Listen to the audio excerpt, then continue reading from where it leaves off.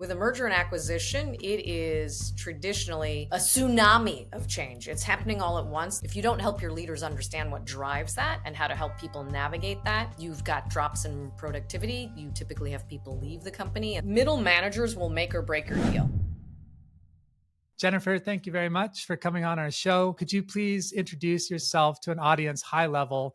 What's your experience with M&A? What are you doing now? That's a lot in one question. So what I'm doing now, we'll start with that. I am an M&A consultant. I advise on the people side of mergers and acquisitions. Traditionally, mergers and acquisitions are very transactionally oriented, and the people part of that business transformation tends to be an afterthought. And so my role in advising CEOs, entrepreneurs, business owners, founders is to help them appreciate the people side, the fact that you need to have a strategy for your people that includes everything from how you articulate the vision of the merger and the acquisition, as well as helping people understand the role that they can play and the value that they contribute so that you can achieve success in year one. I came to this role that truly is, I don't want to say made up, but that I created after going through 3 multi-billion-dollar merger and acquisition deals as a corporate marketing executive. And I've been on all sides of the deal equation. I've been part of an acquiring company. I've been acquired, and I've been through an acquisition where private equity acquired that company, which is its own unique event. And anyone who's been acquired by a private equity company knows exactly what I mean. That was a great answer. Thank you. Perception wise, which is the most kind of disorienting in terms of going through those various M&A deals you mentioned? I shouldn't say I think, it's based on data, not just my research, but HBR and McKinsey research. What CEOs and leadership tend to underestimate is the emotional roller coaster of a merger and acquisition and the impact that that can have on your ability to achieve success, right? To hit the timelines. That are part of the deal thesis because people are grappling with the change. We talked a little bit about change before we even got onto this conversation. With a merger and acquisition, it is traditionally a tsunami of change. It's happening all at once. The strategy is lived only on paper, and now you're bringing two companies together, whether it's a merger or an acquisition, and testing if the strategy is going to work or not. And then in addition to that, you're onboarding a whole new group of people traditionally, right? There are those M&A deals where actually you're taking a few people, it's the intellectual capital, and you're getting rid of people. But in those instances where you're onboarding employees, how are they going to work together? Will the cultures perform well together? How do people deliver value when you're still testing the strategy and the metrics for success are changing? So in what I've seen repeatedly, both in the ones I experienced as well as the consulting work that I do, what people underestimate is the emotional impact that can come with this and how that affects people's ability to produce and contribute. You've said in your LinkedIn and as part of the conversation as well, that the human capital element is kind of where your niche is, where you support the most. Can you expand on some of the ways that you support that emotional transition, that emotional element, and the human side? Well, the first part, my first step was to write a book. Oh, and in fact, I will confess, I only planned to write a book. I was a chief marketing officer. I'd gone through three multi-billion-dollar deals, but I still thought that was my path. I'd been advertising executive, then marketing. I thought, that was success for me to be a CMO. But after going through those 3 deals and seeing consistently the same things happening, my first thought, and I will say it was equally motivated by other leaders who, when I was going through these deals with them, would say, man, you should write a book. Like you seem to have an understanding, particularly by the third one, an understanding of what happens to people during a merger and acquisition, what it takes to get a team back on track and moving forward. And, I was even helping my fellow executives understand how to help their teams. Because as I said, it's a unique event in a company's journey and not all leaders are prepared. In fact, very few leaders are prepared. And so my first step was just to simply write a book. I wrote what I call jokingly an M&A survivor's handbook. It's called Now What? Survivor's Guide for Thriving Through Mergers and Acquisitions. And it became not just a handbook for people going through an acquisition, but a playbook for leaders to better understand what happens to people when they're going through a merger and acquisition. And happy to talk to it. I'm just, for me, that was kind of like my origin story. Once I did the book, CEOs just kept asking me, well, what are you doing besides the book? Like the book is only scratching the surface. Thankfully, I had a very candid CEO who said, and by the way, like no one's going to be running to Barnes and Noble or Borders, the bookstores at the time, or Amazon, frankly, to find a book on M&A. They're just trying to save their job. So if you want this book to have an impact, you've got to do more around it. And so that's why I launched Day One Ready, my M&A consultancy. Once the book came out, I realized that the CEO was right. I wouldn't have an impact unless I did more than just the book. You've talked about the emotional roller coaster employees face, akin to stages of grief. Could you share how leaders can empathize and guide employees through these stages? Well, first, it's just acknowledging that you can go through stages of grief. And the reality is, I will confess that I didn't even know what to call it. My first acquisition, I was the head of B2B marketing at a company called Navtech, digital maps. Now maps are ubiquitous, but back in the late 90s and early 2000s, they weren't. People were using paper maps, right? And you had a digital map, but they were usually on high-end cars, very expensive, exclusive. Now maps are everywhere, but they weren't then. And it was my dream job. I moved to Paris, France with my husband and 2 kids. I was leading go-to-marketing strategy development. It was wonderful. And then we were acquired by Nokia and everything changed. Nokia was B2C, we were B2B. We were entrepreneurial and scrappy. I think we had maybe 1,000 employees and Nokia, I think at the time had 100,000. So there was a lot of lessons learned and I grieved. I could just see the company that I had been part of, the identity that I'd been part of creating just falling apart and changing in ways that I wasn't sure what direction it was going with. And this is actually a complete deference to the vision that Nokia had. I was behind it. I thought brilliant on Nokia's part. People aren't going to just connect over the phone in the future. They need location-based solutions. Connections are going to happen through people meeting up. And so having a map as part of that, I thought was brilliant. But it didn't quite play out that way. Anyone listening can look up the trajectory of Nokia. And I felt that had I understood the stages of grief that you go through when your identity changes and the company that you were part of changes and you don't know what that's changing into, you grieve for the loss of that company. And it was when I was interviewing a CEO for my book who shared with me, he told his mom once, he said, I don't understand why people are getting so emotional about this acquisition. And his mom happened to be a grief counselor. And she said, well, that's because they're mourning the loss of the future that won't be. It's called ambiguous loss. And when he said that, I was like, oh my God, that's exactly what it is. We all imagine, particularly if you're in a company that you've loved and you've been part of developing, you envision a certain future for yourself in that company. And when that just starts to dissolve and you don't know what it's turning into, it's a grief, it's a loss. What's fascinating for me is that how many people, that part of my book, I thought, maybe I'm just crazy, but it really resonates with people because they said, I've never seen it articulated this way and to better understand why they had those emotions and those feelings. It's something I will confess I was a little bit bashful about initially, but as I interviewed CEOs and then the reaction to the book, it just helped me realize this is not a few people, everyone experiences it. And that's been reinforced. I'm a keynote speaker, and when I speak at companies, we do a Spotify playlist together to help them identify the stages of grief. And it's fascinating to me how people feel almost lighter because it's acknowledged that they're not alone in how they feel. It's really interesting because I would have thought that there's probably a lot of fear involved when there's an acquisition happening. Will I keep my job? If I do, what does that mean? There's insecurity that comes. Now that you say it's a grief of what will now or never be, it makes so much sense that grief is part of that package of emotions that people are dealing with as they go through this. In your experience, both in the 3 key experiences you had in your own working life, plus supporting others, what do you think, or what have you seen happen if companies don't properly support the emotional side of their staff as they move through these processes? I can say 1,000% it fails. the deal fails. That 70-90% failure rate has been consistent for, I think, almost 2 decades. It's why I do what I do, because if you haven't addressed that emotional piece of it, and emotions, and this is what I talk about in the work that I do, we're not used to talking about some of these emotions at work.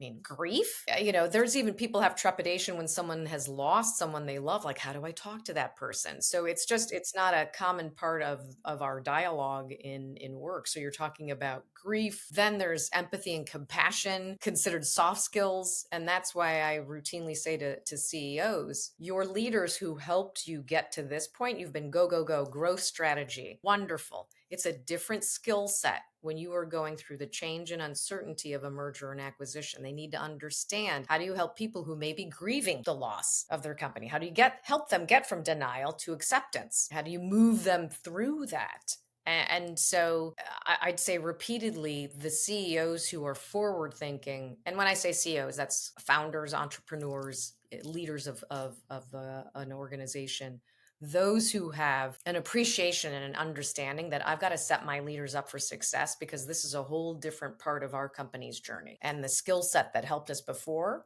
what got us here, is Marshall Goldsmith, famous executive coach, said, what got us here won't get us there. And they need to appreciate that emotional component. If you don't help your leaders understand what drives that and how to help people navigate that, you've got drops in productivity. You typically have people leave the company, and those who stay, I guess the term for a while was quiet quitting. They pull back. I call them the missing in action. They don't engage. To jump on the back there, sorry, just a quick one on the emotions in the workplace, Yeah. because I think I've always found that weird that we're expected not to express emotion in the workplace, considering we are emotional beings and we're in some sort of emotional state most of the time. It is a strange thing, and it's probably quite difficult, like you said, for leaders that have been a particular way for so long and seen success from it, to change that mindset, to be more open-minded to the emotions of others. What are some of the ways that you would encourage that? How do people break through that comfort zone of not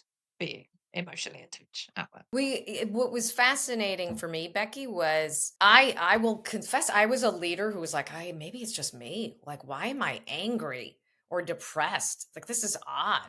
It's just work. But I was devastated when I finally started to open up to a couple of people who I trusted, other fellow leaders who had similar feelings and were trying to manage through it, but everyone was keeping a very, corporate face. But when I started to open up, I remember one meeting in particular, and this is when I was still at Navtech and I was still based in Paris, France, and just acknowledging and saying, for some of you, this could be really emotional. Change can be a struggle. I totally understand and recognize that. I've had it too. I'm still navigating this as well. So the first step that is like, I didn't even realize that I was doing would be such a help, was just acknowledging my own feelings. And then I had members of my team who were across the globe start to equally acknowledge that. I wish I could explain to you where I got the idea to use music as a way to get people to open up. But when I was writing my book, and I was trying to think of, like, when have I what other times have I felt anger and depression and bargaining, the stages of grief, and it was bad breakups.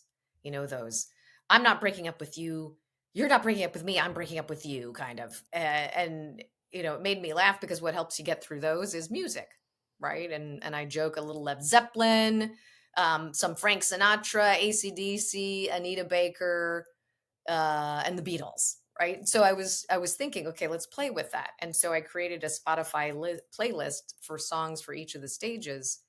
And a friend of mine who's a speaker said, you should use that in your talk.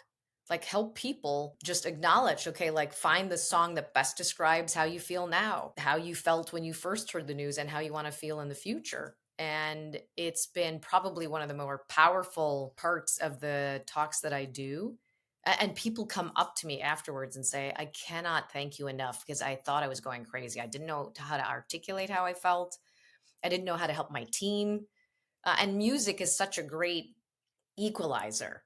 It doesn't matter where you live in the world. We each have our favorite songs that just kind of really express a mood, and it helps people to understand that these are stages.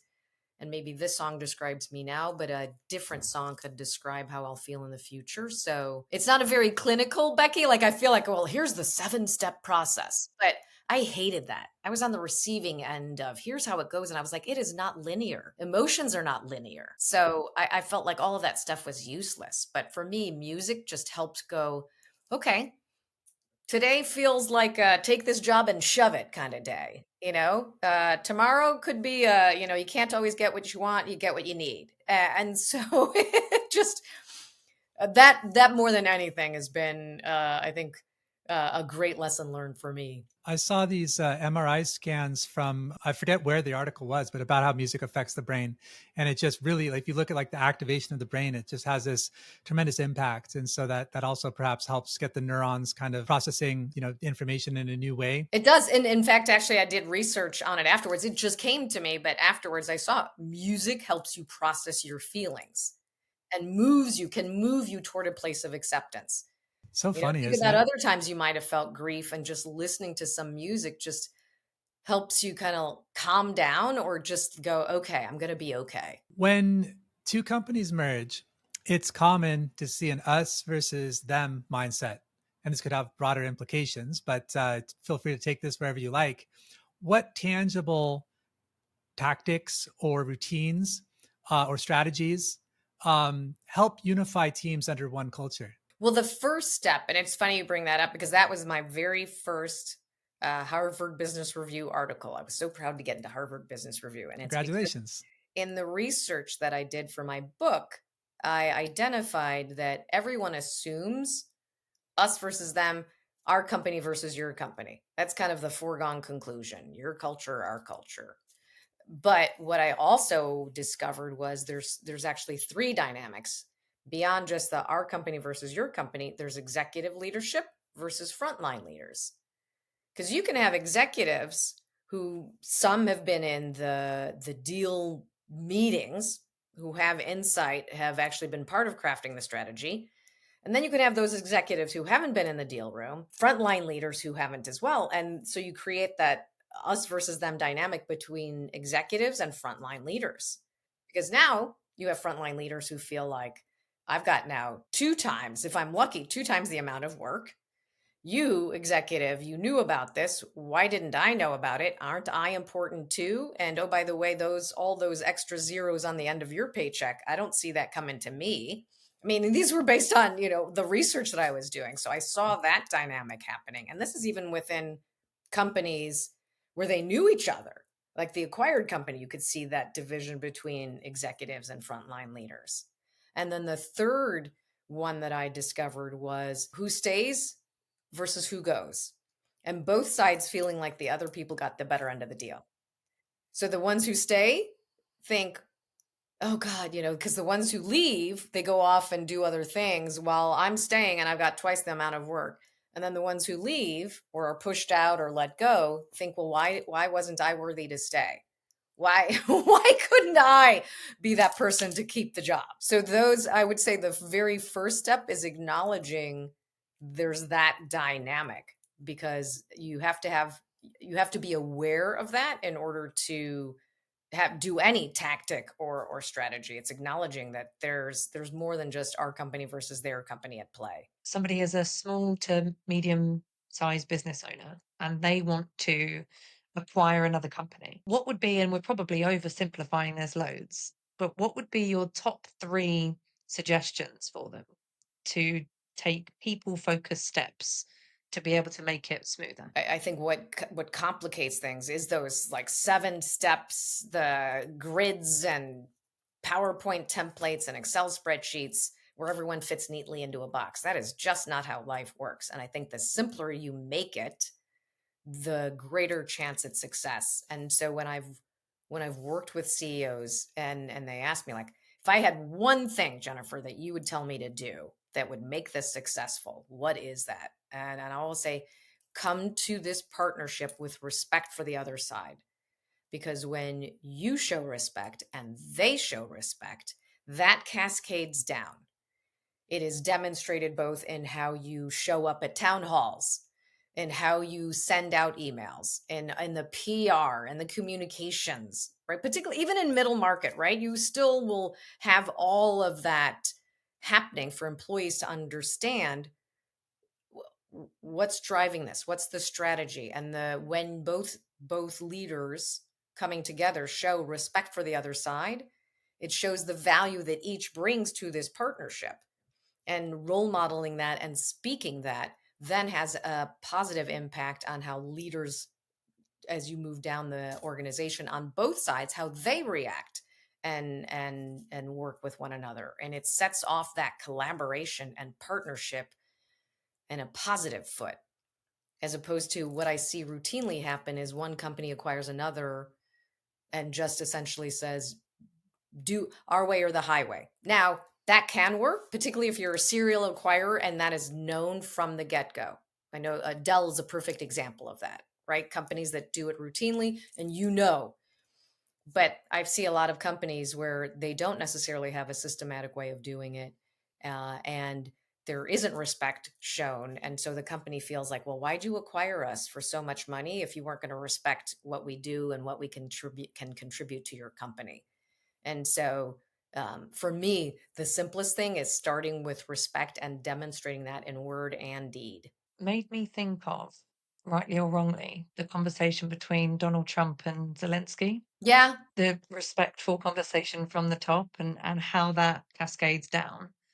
If that's what the conversation they're having, what's happening behind closed doors, what's happening with everybody lower down. yeah, and I see too, because it's fascinating to me how simple that is, but how often that's just screwed up.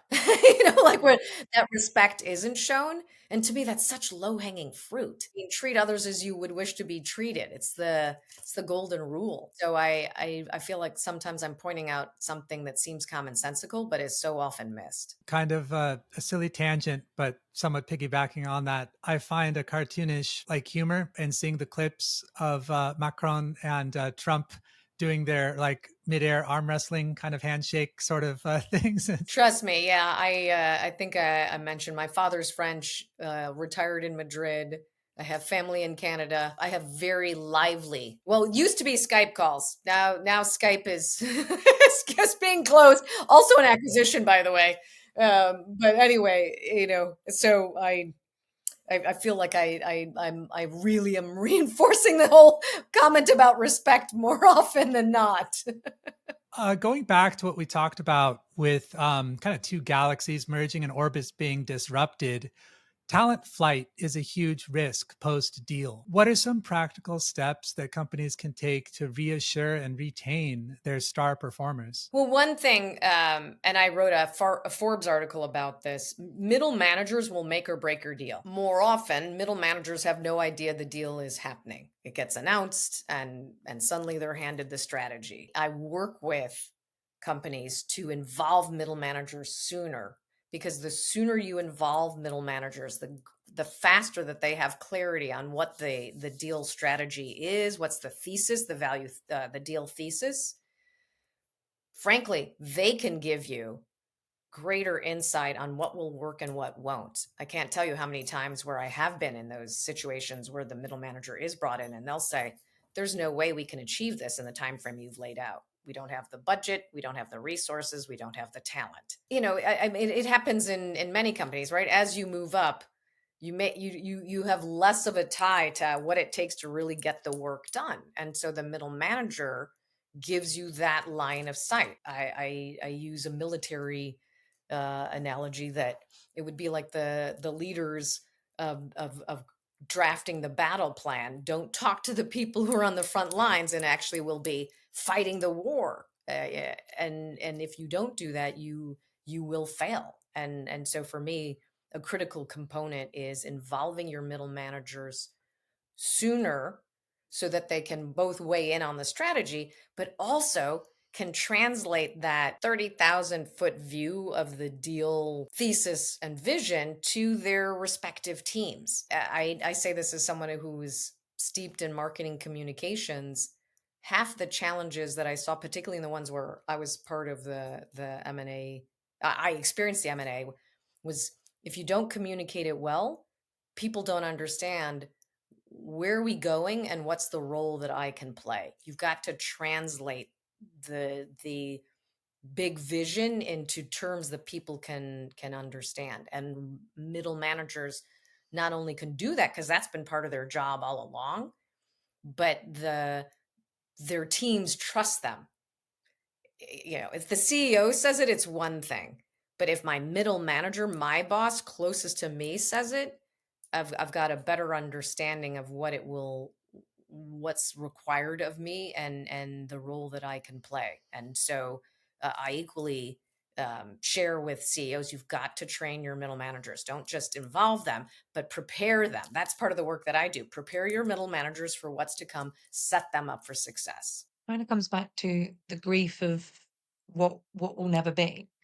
If there's a big question mark in people's future, of course, it makes sense. That's going to bring a lot of anxiety, a lot of grief, whatever other feeling. But if more people are involved closer to them that can paint the picture of a different future and clear away some of that question mark, probably helps to alleviate a lot of those emotional struggles that people go through. Absolutely. And that's why I say though, because not all middle managers, I feel for middle managers. I was a middle manager, so if you are properly trained and set up for success, and not all middle managers are created equally. Some are great at communicating and others have no business leading people. So, right, you have to set them up, and you also have to identify who are the middle managers who really will be good at this and can help lead the organization through this part. That is up to you as a company, and a leadership, your senior leadership has to identify that quickly and then set them up for success, because you just can't assume they'll figure it out on their own. That's unfair to them. Can you give an example maybe of something that you'd seen done right in that process?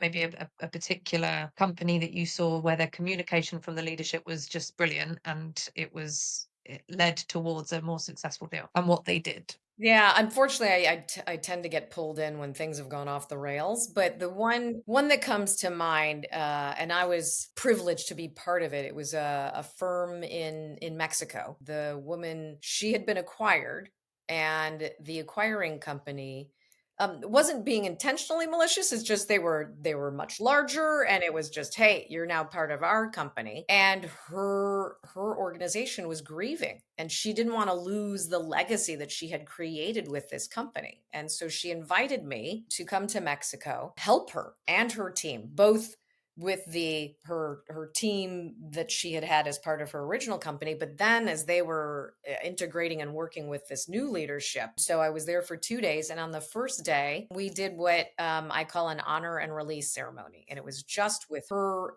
leadership that she had, and she was known as somebody who always had roses around the office. And so we had, I don't know, 20 roses there, and each person took a rose.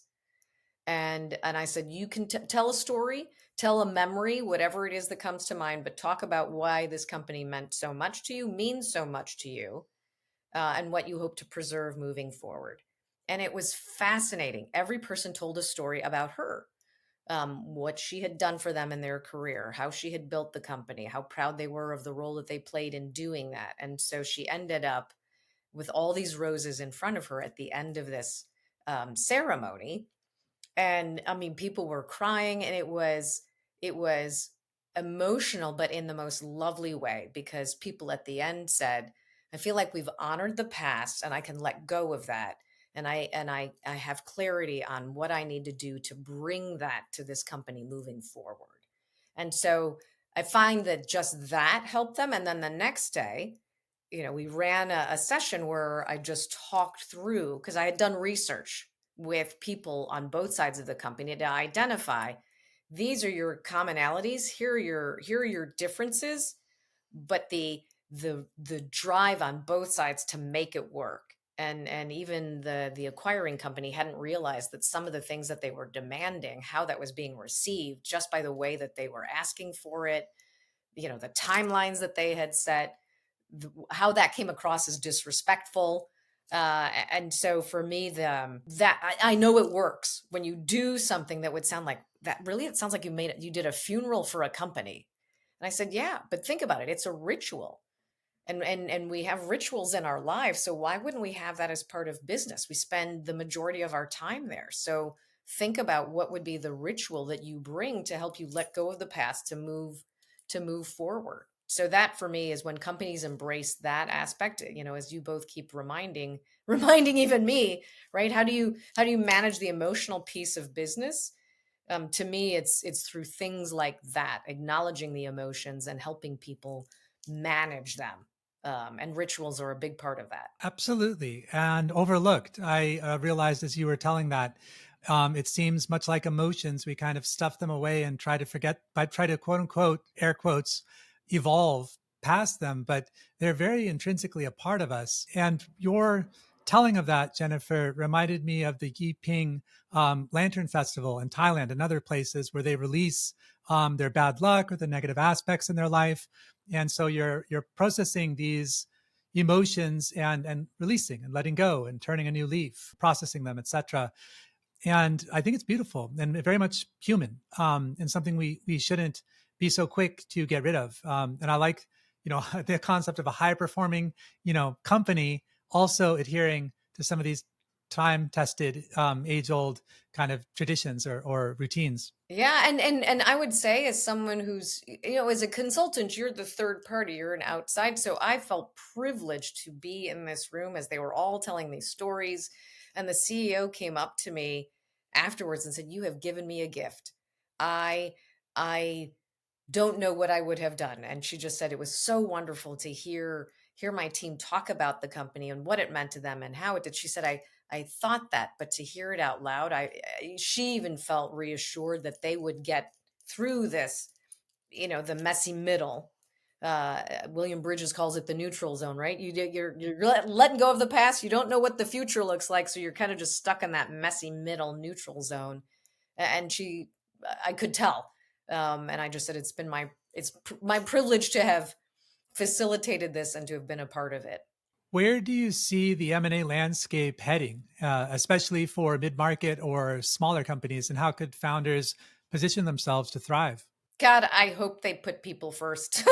Just and every year people tell me, "Oh my gosh, Jennifer, your business is going to explode even more." And every year I say, "Well, let's just see. Let's just see." I know M&A certainly is expected to take off. All the signs would point in that direction. I would say right now, there's so much uncertainty in the world that people are holding back. So whether it's private equity or even corporations, everyone's just trying to see where things are going to settle, ideally will settle. And this is just both domestically as well as globally. I see the same signs, people having trepidation, the desire that I have that the people component of it will be elevated. I try not to be biased, because there's cues that would say that's not going to happen, right? AI to me is probably the biggest signal that we're using AI rather than invest people, upskilling them, training them. So much investment happening into accelerate AI and AI adoption, which I absolutely agree and believe in. But we need to equally be investing in people in terms of how they embrace AI and how they can partner and collaborate. So I'm looking for those signals that people will be equally important.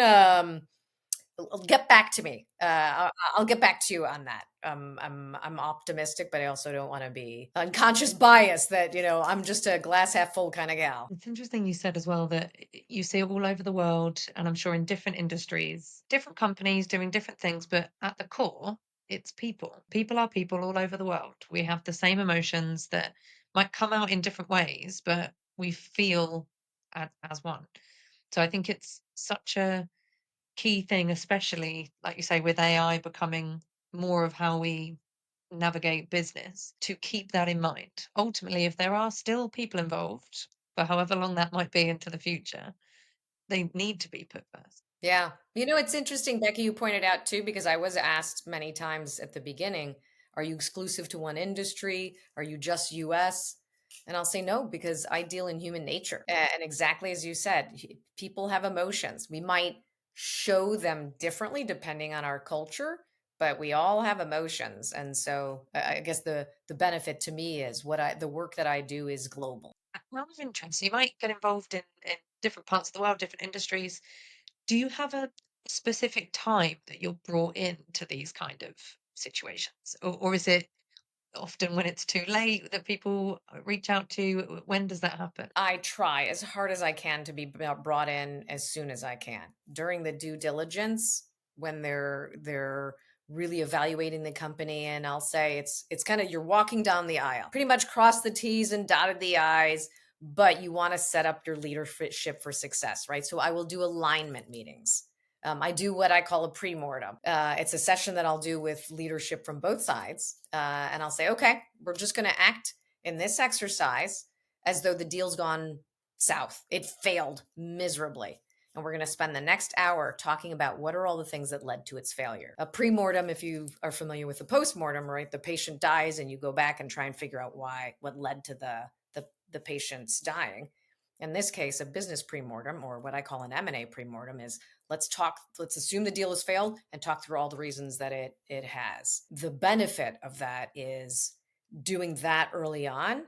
A couple things brings clarity. Okay, where do we have gaps in our knowledge? What are assumptions that we've made that maybe aren't going to actually, because you do both internal weaknesses potentially as well as external threats, a SWOT, if you will. And then also it helps leadership see how each side thinks, sees how one another thinks. What's the critical thinking process? And so I try and do that as often as I can. But as you alluded to, more often than not, people are arrogant. The sense is, no, we got it. Our leadership is smart. We've got this all figured out. I'm inevitably brought in, typically when they start to lose talent, things have gone off the rails, productivity or morale has dropped, and they'll say, "Can you help us? How do we get this back on track?" And so I do both. My ideal scenario is coming in early because I like to set people up for success. It's what I wish had been done for me as a senior executive. So that's where my consulting is focused. In all of your consulting, what's one surprising lesson you learned about human dynamics in M&A that you never expected? It really is that emotional piece. I think the first aha was just, oh, I'm not the only one. When I started researching for my book, part of that research was just proof of concept. I thought, am I the only one that went through the stages of grief? Am I the only one who saw people turn into versions of themselves that I never expected?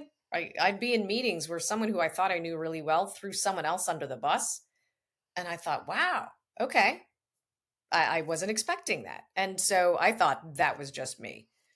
But as I interviewed CEOs about the stages of grief, I shared that comment where the CEO said, yeah, my mom's a grief counselor, totally helped me understand what was going on. Other CEOs, I don't know if I mentioned in my book, I have 10 personas. They're all illustrated, they're caricatures.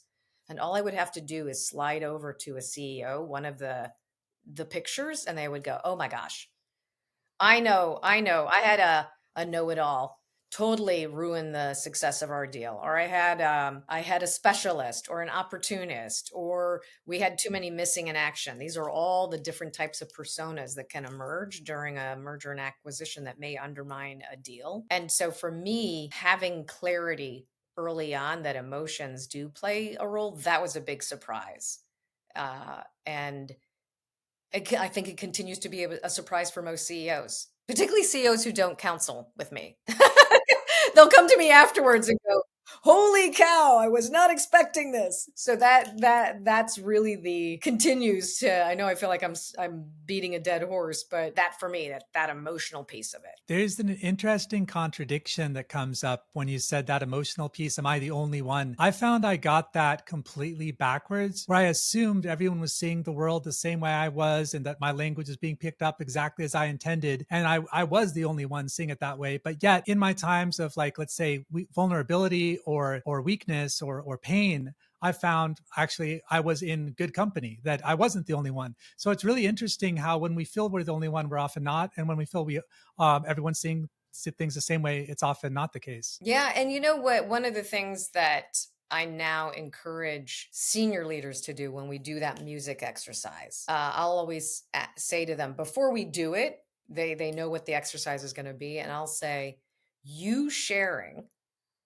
your song list, your playlist will have a huge impact on the rest of the audience, the employees, because they'll see you're having these feelings too. And I've witnessed it time and again. And even the senior leadership says, I did not realize how much that I would feel unburdened by just sharing. One woman shared that her song for how she felt when she first heard the news was Yesterday by the Beatles. And I could see people being like, oh, she has these feelings too. And so it just connecting more through emotion is a good thing. And I'm doing what I can to promote that strategy as much as I can. And it's really, I love the linking music through to it, because we might not always be able to articulate how we feel, but music does a really good way of doing it. As soon as you say Yesterday from the Beatles, people go, oh yeah, yeah, I know what you mean. I know what that might feel like. They can resonate with that. So it's a really creative way and human way, I think, to be able to express it all. And it goes back to the conversation we were having about global. Music is universal. I've been in audiences in Europe, in Latin America, in the United States. I'm still trying to get to Asia with my M&A work. But every time people, and it's funny because it also helps people laugh. Can be very tense situations, but music can help you laugh. I had a guy get up, a really big guy said his song was Miley Cyrus's Wrecking Ball. So I mean, it helps people go, okay, I got it. We'll get through this. So you've referenced your book, and it's a go-to for M&A survivors.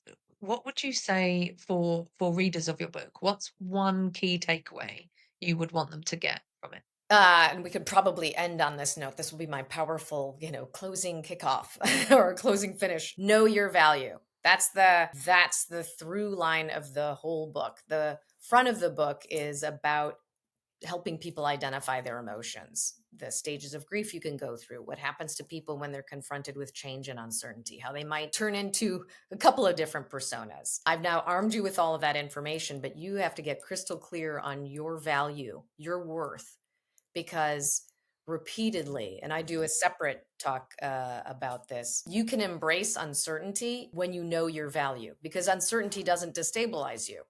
You just roll with the punches because you know what you can contribute, you know the value that you can bring, and the faster and sooner you get clarity on what is my value, what are my talents, it will help you to navigate those, because they're going to keep happening, those periods of uncertainty. It just gives you greater confidence about what you can bring to the mission, as well as clarity for, okay, here's what's ahead for now, and here's what I'm going to contribute and how I'm going to contribute it. Where can people follow what you're doing and get in touch with you, Jennifer? I hang out a lot on LinkedIn. I don't hang out anywhere else. I can only handle one platform, and LinkedIn for me tends to be the more positive platform for the most part. Hoping to keep it that way. And then also my website, jenniferjfondrevay.com. So you can find me in both places. And my book is available on Amazon. Great. We'll put those links in the show notes. Thank you so much for talking with us. That was a lot of fun. Thank you as well. That was a ton of fun for me.